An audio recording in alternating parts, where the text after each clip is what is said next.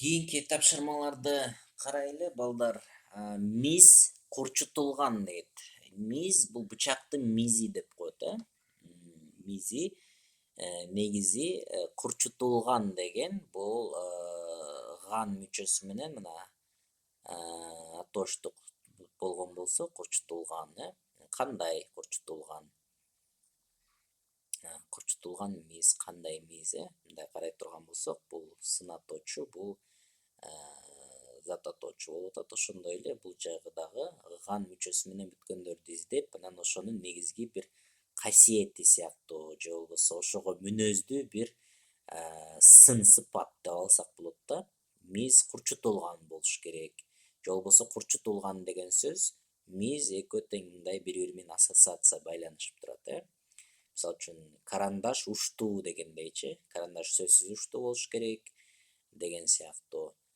Толук толгон, арка коз, анан бардыгы жеңил болуп атат. Бул жерде кой байланган деп турат. Биринчиден ошо мүчөлөрү менен окшош, анан экинчиден дагы бул кой байланган деген бул дагы жакшы ассоциацияны берет да бизге. Миз курчутулган бул экөө тең мындай плюс, оң көз караштуу, мындайча айтканда позитивдүү. Миз мокок десек терс болот, мисалы үчүн бул жөн эле бир түшүнүк, түшүнүктүн оң көрүнүшү.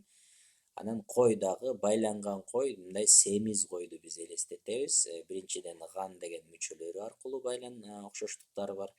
Анан экинчиси кой байланган, бул дагы бизге бул кой бир түшүнүк боло турган болсо, байланган бул жакшы, семиз, мындай позитивдүү бизге түшүнүк берет да, курчутулган деген сыяктуу. Анан экинчиден ошо ган деген мүчөлөрү бар. Калгандарды карасак, толук толгон бул эми мындай түшүнүксүз эле болуп турат. Арка коз жөн эле берилген да бул жерден.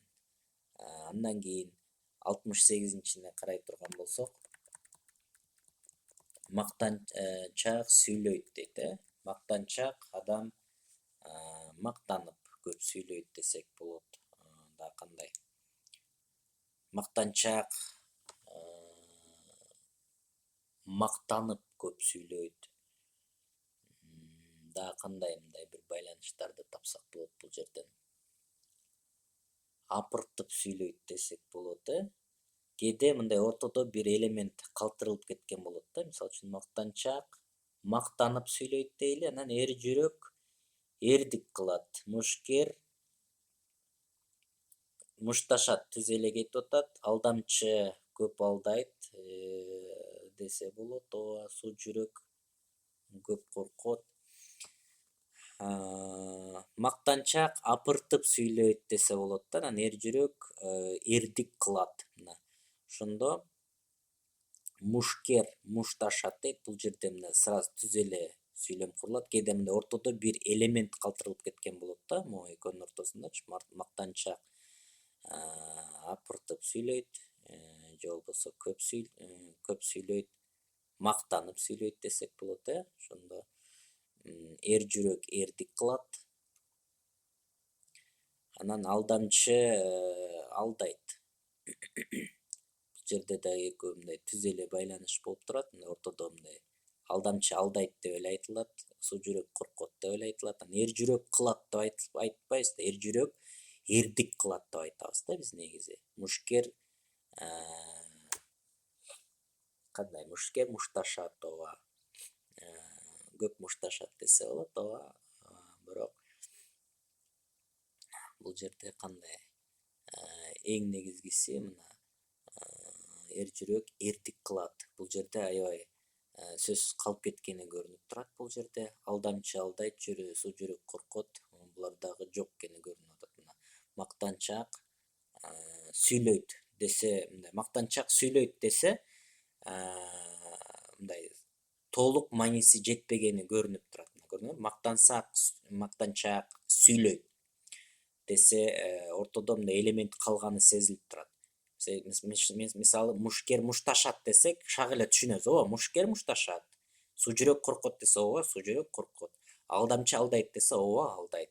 Анан эр жүрөк кылат десе, кичине ойлонуп калып атабыз. Эр жүрөк эрдик кылат деп айтсак, мааниси толук болуп атат. Анан мактанчаак мактанып сүйлөйт же апыртып сүйлөйт деген сыяктуу ортодо бир элемент калганы көрүндү. Кийинки аналогияны карайлы. Кийинки аналогияны карасак, кол чатыр суу дейт. Кол чатыр бул биз билебиз зонтик. Зонтиктин кыргызчасы кол чатыр деп аталат. Анан ал суудан тосот. Суудан тосот да. Анан демек сууну өткөрбөйт десек болот, Бул жерден дагы каска дейт, каска жарадар.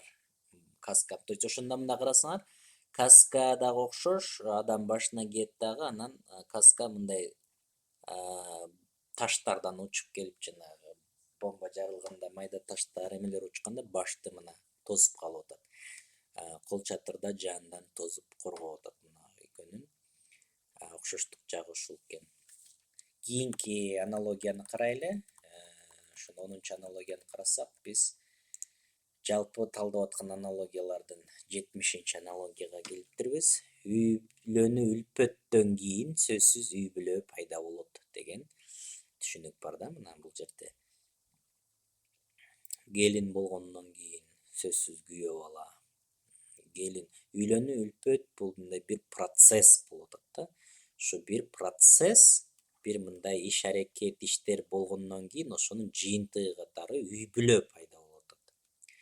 Бул бир процесс, себеп, анан бул натыйжасы болуп атат. Ошондо бул себеп натыйжага туура келбейт, бул үйлөнүү ажырашуу туура келбейт. Ата-эне балдар дейт, бул ата-эне балдардын болушуна себеп болот. Бирок бул жерде андан дагы жакын байланыш бар. Бул жерде курулуш имарат. Себеби үйлөнүү үлпөт бул процесс, ата-эне процесс эмес да, бул адамдар. Курулуш бул дагы бир процесс, мындай иш-аракет болот, анан аягында имарат пайда болот.